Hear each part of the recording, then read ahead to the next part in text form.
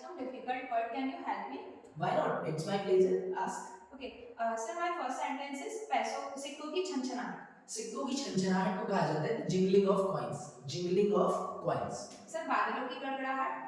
Okay, जो बादल गरजते हैं, बादलों की गरजने को कहा जाता है the thundering of clouds. The thundering of clouds. Sir, पैसों की कमी. पैसों की कमी.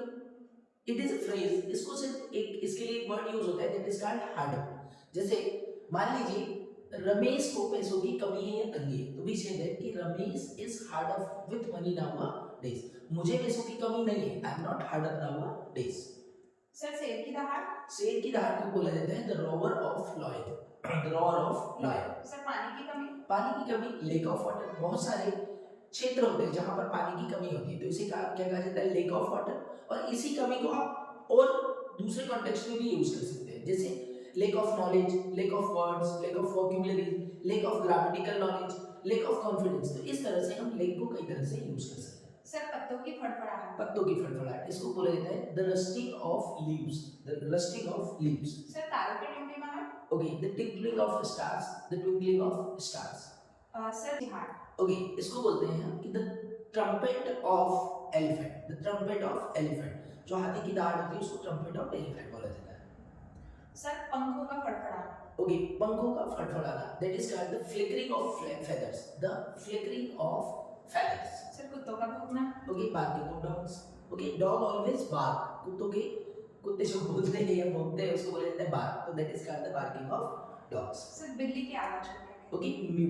ओके, जैसे म्याऊ करती है ना, तो the sound of cat is mew only. अच्छा, चलिए मैं आपको कुछ और बताता हूँ. व्हाट हैपेंड कि पैसों की कमी को तो हमने कहा लैक ऑफ मनी या हार्डअप, हमने एक स्पेशल वर्ड यूज किया था इसके लिए. पर कई बार क्या होता है कि फूड ग्रेन्स की शॉर्टेज हो जाती है, किसी प्रोडक्ट की शॉर्टेज हो गई, तो जैसे हम बोले शॉर्टेज ऑफ फूड ग्रेन्स. अभी अनाज नहीं है, so the shortage of food grain.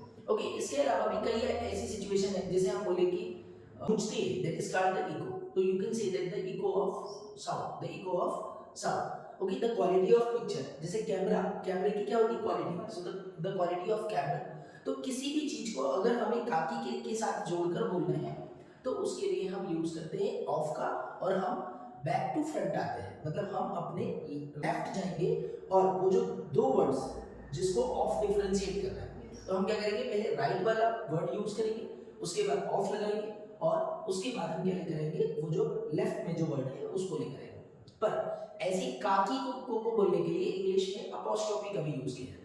Apostrophe क्या होती है, आपने यूजुअली देखा होगा कि किसी वर्ड के लास्ट में एक ऊपर कॉमा लगा होता है और एस लिखा होता है, तो दैट इज कॉल्ड अपोस्ट्रोफी. तो अपोस्ट्रोफी और ऑफ दोनों अपोजिट चलते हैं. तो अपोस्ट्रोफी के साथ हम क्या करेंगे, हमारे लेफ्ट टू राइट जाएंगे. जैसे आपको बोले राम का घर, तो राम हाउस बोलेंगे. दीपक का कैमरा, सो दीपक कैमरा बोलेंगे. ओके, पर आपको जब बोलना है कि इस फिल्म का गाना, तो जब नॉन लिविंग थिंग होती है तो हम यूजुअली ऑफ का यूज करते हैं. तो क्या बोलेंगे, the song of this movie. Okay, the director of this movie, the producer of this movie.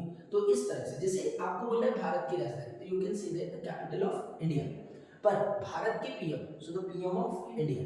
तो इस तरह से जब हम किसी का नाम नहीं लेते तो वहां पर ऑफ का यूज करेंगे, पर जब नाम लेकर बोला जाएगा तो वहां पर अपोस्ट्रोफी का यूज करेंगे. तो होप सो ये नॉलेज आपके लिए बहुत ही काम का होगा, बहुत ही यूजफुल होगा. अगर आपको हमारा वीडियो अच्छा लगा हो तो हमारे चैनल पर बने रहिए. आपको डेली बेसिस पर हम कुछ इसी तरह के नए कंटेंट शेयर करेंगे. See you in the next video.